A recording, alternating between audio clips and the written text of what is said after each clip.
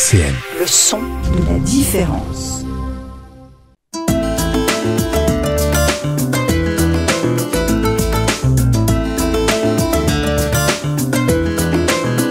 Les masques tombent sur RCN.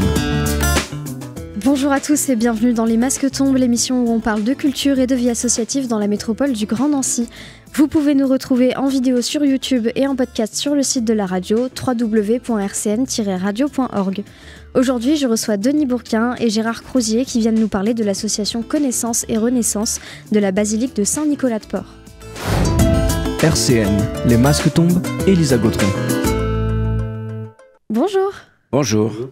Vous allez bien ? Ça va, merci. Est-ce que vous pouvez vous présenter un petit peu ? Eh bien, moi, je m'appelle Denis Bourquin. J'ai 73 ans, j'habite à Saint-Nicolas-de-Port. Je suis président de l'association Connaissance et Renaissance de la Basilique depuis 1 an. J'ai pris la succession de trois présidents qui avaient fait du bon travail. Gilles Aubert, le créateur. Cyril Bronick, qui a fait aussi une dizaine d'années. Et puis, le dernier président, c'était Thibault Laplace, qui m'a donné sa place, justement. Et donc, depuis 1 an, avec Gérard, qui est vice-président, nous faisons marcher l'association avec nos bénévoles et puis avec nos adhérents. D'accord, et c'est quoi votre parcours de vie ? Qu'est-ce que vous faisiez avant d'être président de l'association ? Alors, moi, je suis bourguignon. On ne devrait pas le dire en Lorraine, mais j'étais un bourguignon. Je suis né dans le pays de Bresse. Et je suis arrivé à Nancy en 1974, envoyé par mon entreprise. Et puis je suis resté parce que j'ai trouvé une Lorraine qui m'a agrippé. Donc ça fait 50 ans que je suis marié et que je vis en Lorraine. Mon premier métier, c'était dans la logistique. Et puis au bout d'une 25 ans de logistique, j'ai changé. Je suis passé dans l'assurance qualité. Et donc j'ai fini ma carrière dans la qualité, sécurité, environnement dans une grande entreprise de la région. La société Délit Papier qui fait du papier toilette à Frouard. Voilà, et puis depuis ce temps-là, ça fait 13 ans que je suis en retraite. D'accord. Voilà. Et vous, Gérard ? Eh bien, moi, je suis portois d'origine. Je suis né à Saint-Nicolas-de-Port, donc. Et j'habite toujours à Saint-Nicolas-de-Port. Je suis adhérent à cette association parce qu'on y parle de culture, d'histoire, de la Lorraine et de la ville de Saint-Nicolas-de-Port et de sa basilique, bien sûr. Mon parcours, qu'est-ce que je vais vous raconter ? Autrefois, comme mon métier, je suis retraité comme Denis, j'ai 73 ans aussi. Donc autrefois, j'étais chef de groupe dessinateur dans un bureau d'études de génie civil et ouvrage d'art, voilà, en gros. Et puis, on essaye de faire tourner l'association Connaissance Renaissance de la Basilique avec Denis. Et comment est-ce que vous avez connu l'association ? Ah, comment j'ai connu l'association ?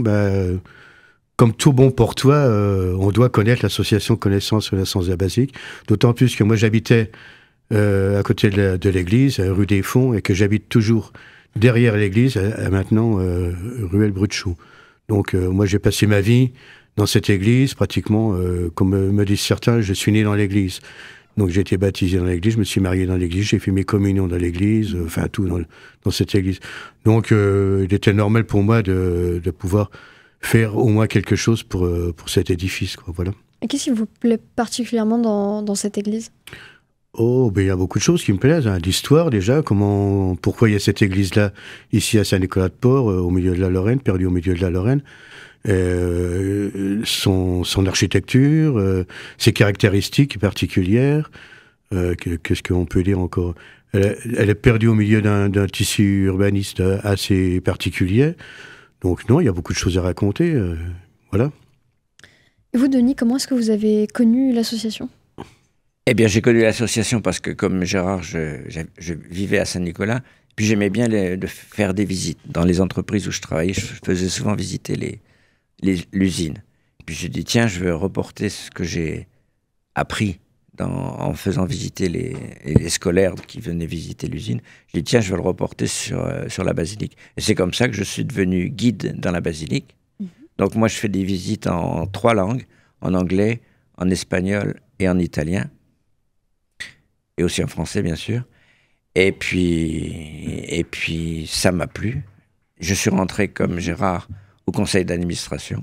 Et puis là, on m'a demandé d'être président un jour, et tous les deux, on a dit OK pour être président et vice-président. Et qu'est-ce qui du coup, vous plaît dans la basilique particulièrement? C'est comme Gérard, c'est l'architecture, c'est l'histoire de la Lorraine, c'est l'histoire de Saint-Nicolas qui est arrivé, les reliques de Saint-Nicolas qui sont arrivées, comment elles sont arrivées. Il y en a qui disent comme ci, il y en a qui disent comme ça. Les histoires, des fois, divergent, et c'est ce qu'on aime bien essayer de trouver comme résoudre des énigmes. Alors, bon, la relique de Saint-Nicolas n'est pas une énigme, mais dans la basilique, il y a beaucoup d'énigmes. Pourquoi elle a été construite comme ça? Pourquoi elle n'est pas tout à fait droite? Pourquoi il y a des colonnes qui sont tordues, etc., etc. Donc ça nous intéresse. Et ce qui nous intéresse beaucoup, c'est surtout quand on voit l'émerveillement des gens quand ils rentrent pour la première fois dans l'église, tellement elle est belle, tellement elle est clarteuse, tellement elle est... Alors, si vous venez visiter la basilique en été à 14h, 15h, 16h d'après-midi, vous avez des rayons de soleil qui traversent l'église. C'est vraiment un enchantement de la voir comme ça. Puis après, on raconte l'histoire, comme disait Gérard, pourquoi cette église dans ce coin de Lorraine, etc. Donc ça, les gens apprécient beaucoup. D'accord. Les masques tombent, du lundi au jeudi de 13h à 13h30 sur RCN. Toujours en compagnie de Denis Bourquin et Gérard Crousier pour parler de l'association Connaissance et Renaissance de la basilique de Saint-Nicolas-de-Port. Alors, Denis, Gérard, est-ce que vous pouvez nous parler un peu plus de l'association? Comment est-ce qu'elle est née? Pourquoi elle a été créée? Alors, l'association a été créée en 1973. On a fêté l'an dernier le 50e anniversaire de l'association. Elle a été créée par Gilles Aubert, qui était maire de Saint-Nicolas. Et donc, il était à la fois maire et président de l'association. Donc, il a beaucoup développé l'association grâce à ça. On a aujourd'hui 150 adhérents. Hein, et notre activité, comme le dit le nom de l'association, c'est connaître, connaissance. Et renaissance, donc faire des travaux, hein, faire des travaux dans la basilique. Voilà. Et donc, on fait connaître par des visites. On fait visiter des gens qui viennent en groupe, ou qui viennent individuellement avec des audioguides. On fait visiter aussi beaucoup les établissements scolaires qui nous demandent de faire des visites. Donc, à la fois des petits, on a des fois des gens du CP, des jeunes du CP jusqu'à des jeunes de 5e, 4e. Donc, on adapte notre discours à notre public, n'est-ce pas? Et quelquefois, on leur a dit que Saint-Nicolas, c'est pas que celui qui apporte les cadeaux le 6 décembre. N'est-ce pas? Voilà. Et donc, ça, c'est pour faire connaître. On fait connaître aussi par nos publications. On publie un journal qui s'appelle La Gargouille, qui sort 2 fois par an, dans lequel les adhérents font des articles pour parler d'une chose particulière sur la vie de Saint-Nicolas ou sur la basilique par elle-même. Voilà. Il existe depuis combien de temps, du coup, ce journal, depuis la création? Depuis la création, oui, on en est au 80e ou 90e numéro, n'est-ce pas? Voilà. Et puis alors, donc, dans Renaissance, dans le mot Renaissance, c'est faire renaître, c'est restaurer, c'est faire des travaux dans la basilique. Alors, on fait des travaux à notre échelle, n'est-ce pas? La basilique. Voilà, on fait des travaux à notre échelle. Dernièrement, il y a quelques années, on a refait une partie de la statue de Saint-Nicolas qui est sur le trumeau de la basilique, à l'entrée de la basilique, à l'extérieur. Les 2 doigts avaient été cassés, la crosse avait été abîmée, les pieds ou les bras, les mains des enfants avaient été abîmés aussi. Donc ça, avec l'argent des visites que nous faisons, nous avons fait une restauration. D'accord. C'est uniquement grâce à l'argent des visites? C'est en grande partie grâce à l'argent des visites. Oh, bon, bien sûr, il y a des aides de la DRAC ou des choses comme ça ou de la commune pour faire ces travaux. Mais nous, on met notre participation à la création ou à la restauration de ces choses-là. Et puis cette année, en ce moment, on a une idée, c'est de refaire, mais ça, on est vraiment aux prémices de cette réflexion, de cette réparation, c'est de restaurer une fresque qui est dans la basilique qui s'appelle le Ravissement de Marie-Madeleine. C'est une fresque du XVIe siècle qui a été déjà restaurée, mais qui souffre beaucoup. Donc, on est en train pour l'instant de demander avec les services de l'État, avec la DRAC, de monter un dossier pour essayer de faire une restauration de cette magnifique fresque. D'accord. Et concernant la basilique en elle-même, donc l'association permet donc de la faire connaître, Oui. de la restaurer également. C'est une basilique qui est importante à Saint-Nicolas-de-Port. Oui, c'est très très important, comme le disait Gérard, c'est un magnifique édifice qui a des tours qui sont quand même à 82 mètres et 83 mètres de haut. C'est avec la cathédrale de Metz et la cathédrale de Toul, un des plus grands édifices de la région, n'est-ce pas? Bon, et puis il y a toute l'histoire qui se greffe autour de Saint-Nicolas. Les reliques de Saint-Nicolas sont arrivées en Lorraine, sont arrivées à côté de Saint-Nicolas, sont passées à Saint-Nicolas. Les pèlerins sont arrivés. La ville s'est énormément développée, d'une part par l'arrivée des pèlerins au XIVe, au XVe siècle, etc. Et puis, non, parce qu'elles sont arrivées bien avant, je dis des bêtises, les reliques sont arrivées en 1090. Donc, dès le XIIe siècle, les pèlerins sont... Et qu'est-ce que c'est justement les reliques de Saint-Nicolas? Alors, oui, je vais vous expliquer ce que c'est. Les reliques de Saint-Nicolas, on dit que c'est la dextre bénissante. Donc, la dextre, c'est la main droite, et les doigts de l'évêque qui bénissent, ce sont l'index et le majeur. Donc, nous avons deux phalanges qui appartiennent probablement à l'index et au majeur de Saint-Nicolas. Oui. D'accord. Et ces reliques, elles ont été... Alors, les historiens comment dirais-je, sont pas certains, mais est-ce qu'elles ont été vendues, volées ou autres à Bari, en Italie? Parce que le corps de Saint-Nicolas avait été ramené par des Italiens, des marins italiens, en 1087 jusqu'à Bari. Et le reste du corps de Saint-Nicolas est aujourd'hui encore à Bari.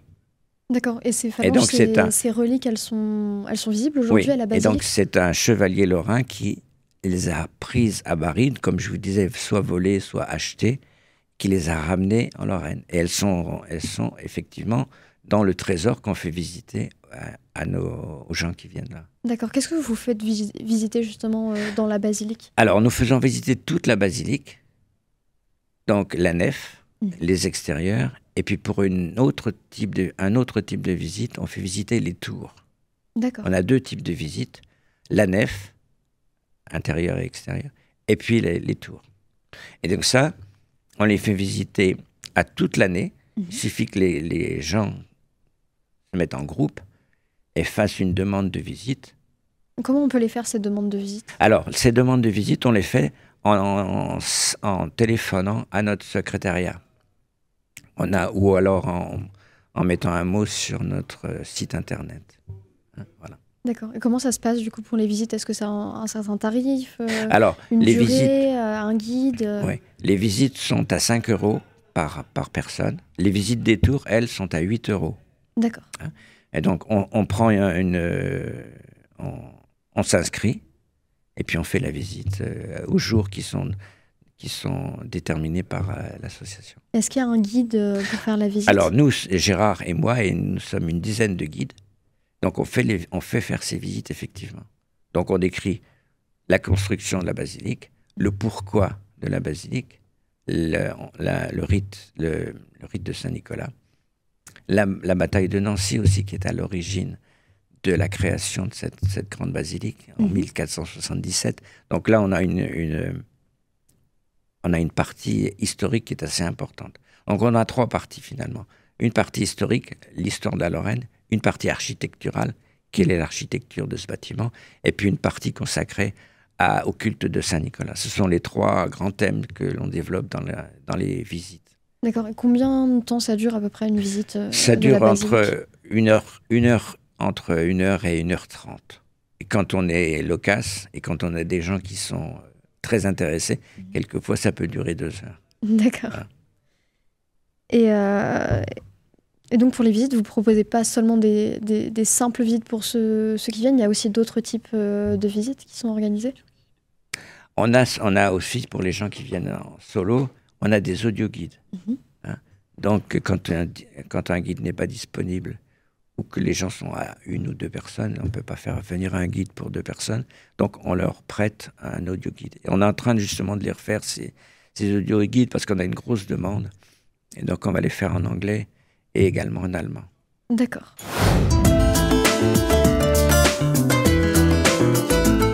Les masques tombent sur RCN, Elisa Gautron. On est toujours avec Denis Bourquin et Gérard Crousier pour parler de l'association Connaissance et Renaissance de la basilique de Saint-Nicolas-de-Port. Alors Denis, Gérard, qu'est-ce qui arrive quels événements sont proposés à la basilique Donc, comme tous les ans, nous avons un programme de conférences et de concerts qui vont avoir lieu en 2024. On aura 3 conférences cette année. Une sur les monuments et gens de Lorraine vus par un aquarelliste du 19e siècle, Jean-François Guibal, qui a fait un certain nombre de gravures et qui vont être expliquées par Gérard Juliato, un professeur émérite d'histoire et d'archéologie de l'Université de Lorraine. On aura aussi une conférence sur les signes lapidaires de la basilique de Saint-Nicolas-de-Port. Vous savez, les tailleurs de pierre signaient leurs œuvres. Et donc, c'est Cédric Moulis, qui est un archéologue du bâti, qui travaille aussi à l'Université de Lorraine, qui va nous faire cette conférence. Et puis, en fin d'année, on aura une conférence sur René II et Antoine, les ducs de Lorraine, qui ont participé à la construction de la grande église. Et ça, c'est Kevin Guriot qui va nous faire cette conférence. On aura aussi des concerts. On a renoué l'année dernière avec les concerts d'orgue, qu'on appelait les orgues en août, parce que c'est des concerts qui étaient faits dans les années précédentes. Et puis le Covid est arrivé, ça a été un petit peu abandonné. Et donc on a voulu remettre ça sur pied. Et donc on va avoir 5 concerts d'orgue entre le 14 juillet et la fin août. Et puis précédemment, on aura eu le 6 avril un beau concert de musique classique, la 3e symphonie avec orgue de Camille Saint-Saëns, qui va être faite par l'harmonie de Vendeuvre. D'accord. J'ai entendu dire 75 aussi musiciens, pardon. J'ai entendu dire aussi qu'il y aurait un banquet médiéval. Alors, le banquet médiéval, c'est Gérard qui va vous en parler, parce que c'est lui qui en est le père, c'est lui qui en est à l'origine. Alors, le banquet médiéval. Le banquet médiéval, ça s'appelle les Nocturnes de René II. Alors, c'est une soirée médiévale qui est organisée à Saint-Nicolas-de-Port, donc par l'association Connaissance Renaissance de la basilique, et qui se déroule en 2 parties, en 2 temps forts. Le premier temps fort, il y a une visite nocturne de la basilique sur un thème concerté. Donc, c'est rare de faire des visites nocturnes, il n'y a que cette occasion-là qu'on les fait. Suivi ensuite d'un banquet médiéval au caveau de la taverne de la Licorne, un restaurant qui se trouve à Saint-Nicolas-de-Port, rue Bonardel. Donc, au cours de ce banquet, c'est un banquet médiéval qui est une des anciennes recettes médiévales, bien sûr. Au cours de ce banquet, il y a ce qu'on appelle des entremets. Entre chaque service des plats, il y a des animations. Il y a de la jonglerie, de la magie, de la musique sur instruments anciens. Il y a la présentation de matériel civil et militaire de l'époque du duc René II, donc au XVe siècle. Voilà. Donc, on a une jauge très petite de 50 places. Donc, ça se bouscule beaucoup pour participer à cette soirée médiévale. Et malheureusement, jusqu'à présent, on refuse du monde, et c'est ce qui est bien embêtant. Mais si on avait un lieu plus adapté, une plus grande jauge, on pourrait satisfaire tout le monde. Voilà. On peut déjà s'inscrire pour... Vous pouvez déjà vous inscrire, madame. On s'inscrit comment sur le site? Alors, on s'inscrit comme pour les visites guidées, c'est pareil. On téléphone à la boutique de l'association Connaissance de la Science de la Basilique à Saint-Nicolas-de-Port, ou on envoie un email, ou sur le site internet de l'association. D'accord. Et donc pour les visites de Nice, c'est toute l'année après n'importe quel moment c'est pas tout à fait toute l'année. Alors, j'ajoute excusez-moi, c'est les soirées médiévales, donc les Nocturnes de René II, ont toujours lieu début novembre. D'accord. Voilà. C'est une tradition. Alors, en ce qui concerne les visites des tours sont un peu particulières. On les fait que du mois de juin jusqu'au mois d'octobre. En revanche, comme je vous disais tout à l'heure, les visites de groupe, on les fait toute l'année. On a aussi bien des gens qui viennent, on en a plein en ce moment, on en a beaucoup en avril, mai, juin, mais on en a déjà en ce moment. Ce sont des groupes constitués qui viennent. Nous, on est à leur disposition. On fait ça quand on veut. En revanche, donc, pour les visites des scolaires, c'est pareil. C'est les écoles qui nous appellent. Est-ce qu'on peut faire une visite? On prend rendez-vous, on demande ce que veulent faire quelle est la classe qui est concernée, et puis quel est le temps qu'ils ont à impartir, et on adapte notre visite en fonction de notre public, comme je vous disais tout à l'heure. D'accord, donc on peut réserver en vous appelant au 03 83 46 81 50. C'est celui-là, oui. Ou en vous contactant sur le site basilique-saint-nicolas.fr. Voilà, et puis je vous incite aussi à aller regarder notre site internet qu'on a modifié l'année dernière, qu'on va encore améliorer cette année. Et donc, voilà, vous pouvez poser toutes vos questions. Vous pouvez même vous inscrire sur la newsletter si vous voulez avoir des informations. Et puis, surtout, ce qu'il faut, c'est venir adhérer à l'association. L'adhésion est de 30 € par an, mais comme l'association est considérée d'utilité publique, il y a une déduction fiscale de 66%, donc ça fait 10 € de charge pour l'adhérent. Donc c'est pas énorme. Donc plus on est d'adhérents, plus on sera content. D'accord. Merci beaucoup Denis, Gérard d'être venu. Merci. C'est nous qui vous remercions de nous avoir invités, Merci puis beaucoup. d'avoir permis de faire découvrir un peu mieux notre association qu'on aime tellement. RCN, www.rcn-radio.org